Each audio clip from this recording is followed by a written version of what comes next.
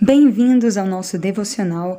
Hoje vamos dar continuidade a essa série, As Cartas de Paulo. Se você gosta de aprender mais da palavra, clique no botão inscrever para você receber mais conteúdos como esse. Aqui eu te ensino de forma simples e de fácil entendimento como viver a palavra e aplicá-la no nosso dia a dia. Então vamos para a nossa meditação de hoje. É a carta de Paulo aos Filipenses.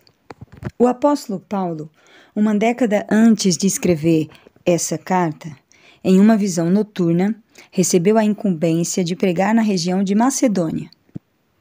Paulo nunca havia estado na Europa, mas, obediente à visão, navegou até o porto de Neápolis.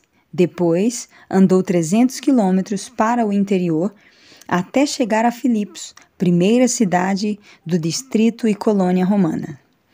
Atos 16, verso 12. Timóteo, seu jovem discípulo e companheiro de viagem, provavelmente tenha servido como amanuense ou secretário para esta carta. Filipenses entra na categoria de epístola de Paulo escritas na prisão.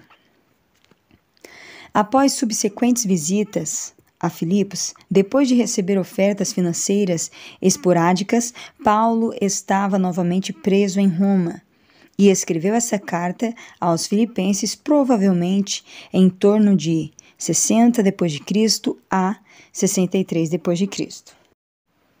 O nome original de Filipos era Quirenides. No literal, significa pequena fonte.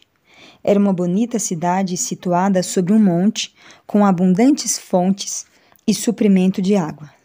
As margens dos rios de Filipos são mencionadas como lugar de oração de Lídia e de outras mulheres que ali se reuniam. Atos 16, 13.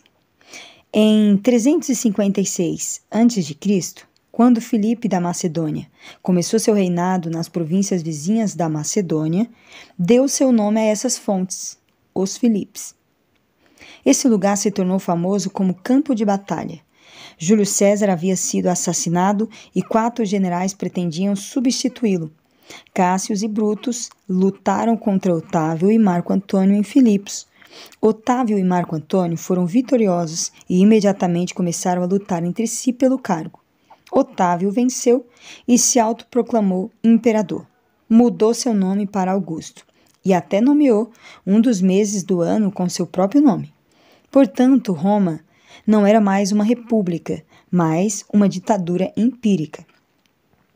Cerca de 30 anos depois, César Augusto publicou um decreto convocando toda a população do império para recensear-se, cumprindo a vontade de Deus. Esse César determinou o lugar de nascimento de Jesus. Augusto voltou várias vezes a Filipos, seu lugar de triunfo, e a designou como colônia romana. Atos 16, verso 12. Para os filipenses, essa designação fez uma enorme diferença social e psicológica, já que as províncias vizinhas da Macedônia não tinham mais autoridade sobre ela. E assim, como os outros cidadãos romanos, eles ficaram isentos de impostos, podiam comprar e vender livremente, arquivar processos legais e assumir privilégios especiais por fazerem parte do império. Atos 16, 20 ao verso 21. Essa situação explica a tendência dos filipenses à arrogância e a necessidade de Paulo citar a humildade na epístola que lhe enviou. Esse é só um contexto para você entender melhor sobre a cidade de Filipos e o povo que nela morava. Os filipenses foram progressistas. Quando Paulo atravessou as águas em direção ao oeste, de Troade para Filipos, da Ásia para a Europa, ele deu um passo gigantesco. As mulheres de Filipos tinham grande independência, podiam se reunir, mantinham seus próprios negócios e discutiam na igreja. As mulheres têm papel de destaque na epístola, na carta aos Filipenses, talvez mais do que em qualquer outro livro. A história dos filipenses logo retrata uma reunião de mulheres. Está escrito assim: saímos da cidade para junto do rio, onde nos pareceu haver um lugar de oração, e assentando-nos, falamos às mulheres que para ali tinham concorrido.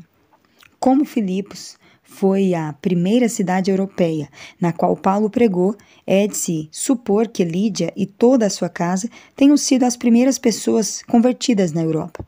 Depois, foram convertidos um carcereiro e sua família. A perseguição a Paulo foi motivada por sua compaixão por uma jovem adivinha explorada por seus senhores. Uma década depois, houve problemas na igreja em virtude da disputa entre duas mulheres, Evódia e Sintique. Filipenses 4, verso 2 e 3. Desde sua primeira viagem, Paulo foi a Filipos diversas vezes até ser preso, julgado e enviado a Roma para a corte superior, onde seria julgado perante Nero. Normalmente, prisioneiros eram mantidos em masmorras isoladas e então executados. Como Paulo era cidadão romano, podia apelar e apelou pessoalmente a César. Por isso, ele cumpria prisão domiciliar e podia escrever cartas, receber visitas e até presentes. Não há relato bíblico de sua morte. A tradição diz que Paulo foi condenado e executado após um segundo aprisionamento em Roma. 2 Timóteo, capítulo 1, verso 16 ao 17. Os filipenses, ocasionalmente, enviavam dinheiro para Paulo.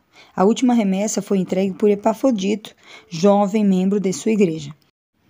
Quando Epafrodito adoeceu e quase morreu, Paulo escreveu essa carta aos filipenses por duas razões. Primeiro, agradecer a doação recebida, Filipenses 4, 10, 20, e para lhes enviar Epafrodito, para que eles vissem que ele estava bem, Filipenses 2, no verso 25 ao 27.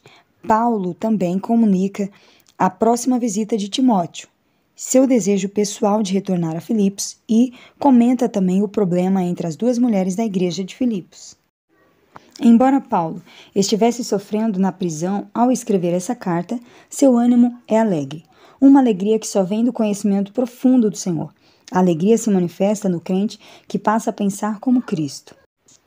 Quanto mais conhecermos ao Senhor, tanto mais compreendemos o seu grande poder.